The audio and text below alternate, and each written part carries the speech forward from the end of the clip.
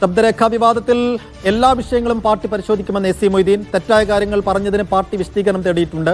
പൊതുപ്രവർത്തകൻ എന്ന നിലയിൽ എല്ലാ വിഭാഗം ആളുകളുമായും തനിക്ക് പരിചയമുണ്ട്. CPM-ൽ വ്യക്തികൾ പോയി ഫണ്ട് പിരിക്കാറില്ലെന്നും നേതാക്കൾ ഒരുമിച്ചാണ് പോകാറുള്ളതെന്നും എ.സി. മൊയ്തീൻ പറഞ്ഞു.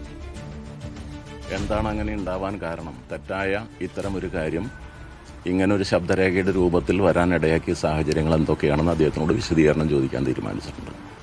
ആ വിശദീകരണത്തിന് ശേഷം പാർട്ടി തീരുമാനമെടുക്കും. പാർട്ടിയാണ് ഞങ്ങളുടെയൊക്കെ ജീവിതവും മറ്റു കാര്യങ്ങളും ഒക്കെ പരിശോധിക്കുന്നത്.